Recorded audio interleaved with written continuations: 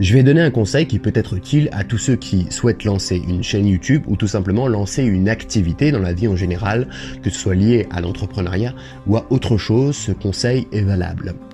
Le conseil est simple, c'est que malgré votre nullité, malgré le fait de ne pas être bon, il faut accepter cette médiocrité et tout de même se lancer, tout de même faire les choses. Beaucoup de personnes vont attendre d'avoir la caméra parfaite, le micro parfait pour s'enregistrer, la bonne attitude devant la caméra et la bonne prosodie, la bonne façon de parler. Mais finalement, je pense qu'il vaut mieux accepter de ne pas être bon, accepter de se poser des questions, accepter de ne pas avoir le meilleur setup, de ne pas avoir le meilleur endroit pour tourner, mais de quand même, malgré ça, se lancer et petit à petit, à travers les problèmes qu'on va rencontrer, y trouver solution, aviser le tir et progresser. Et c'est comme ça qu'on se retrouve avec, au départ, une activité qui est très médiocre, dans laquelle on a beaucoup de mal. Si je fais le parallèle avec YouTube, donc des vidéos qui sont de très mauvaise qualité, avec lesquelles le son n'est pas terrible, la thématique n'est pas très bien définie, ce qui est le cas sur ma chaîne, la thématique n'est pas encore aujourd'hui très bien définie. Mais petit à petit, on se trouve, à travers ces créations, on se trouve, à travers la demande de l'audience, pour YouTube, et si c'est une activité entrepreneuriale, de la clientèle, on va se trouver et on va réussir à s'améliorer. Ceux qui attendent la perfection avant de se lancer, attendent encore et toujours. En plus, ce qui est intéressant, c'est que quand on se lance et que tout est parfait, ou du moins quand on tend à cette perfection-là, et qu'on fait quand même, qu'on se lance quand même, il y a une chose dont on se rend assez rapidement compte, c'est que très souvent, on n'a pas forcément les résultats qu'on souhaitait. On se disait, ça va être parfait, donc forcément, j'aurai directement un impact, j'aurai directement des clients ou une audience si c'est sur YouTube. Mais pas forcément en fait.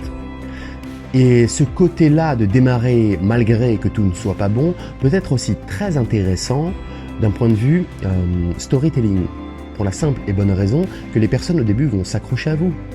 Ils vont vous voir médiocre, pas terrible, pas bon, et beaucoup vont s'attacher à ce personnage-là, beaucoup vont vous regarder, et peut-être même, pour certains, progresser avec vous. Et il y a quelque chose de touchant que de voir quelqu'un de mauvais et petit à petit progresser, petit à petit se battre, répondre à des problèmes, y trouver solution et s'accroître et s'améliorer. C'est pour ça que souvent aussi dans des vidéos YouTube, il y en a beaucoup qui vont dire moi j'étais là dès tes premiers abonnés, tu n'avais même pas tes 1000 abonnés que j'étais déjà là, je croyais déjà en toi.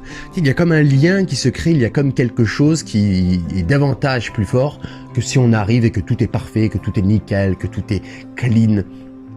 C'est pas forcément la même audience qu'on aura dès le départ. Et en plus, ce qui est sympa, c'est que au départ, lorsqu'on commence et que tout est mauvais, c'est bien plus facile d'accepter les erreurs. Alors que quand déjà tout est parfait, la moindre erreur est ciblée et on se dit putain, qu'est-ce que j'ai fait? Oh là là là là. Tout était parfait, il y a une erreur, il y a quelque chose qui va pas. Et puis c'est directement plus visible. C'est un reproche en plus que directement on va davantage vous faire.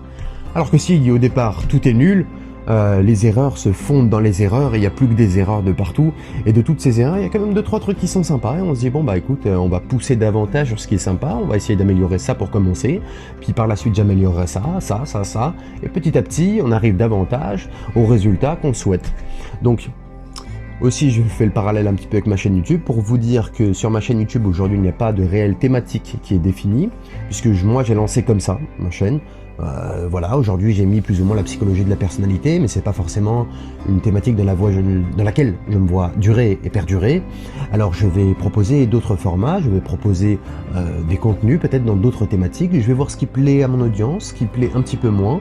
En commentaire bien sûr, n'hésitez pas à me dire si certains des contenus que je peux proposer vous plaisent davantage ou si ce n'est pas le cas.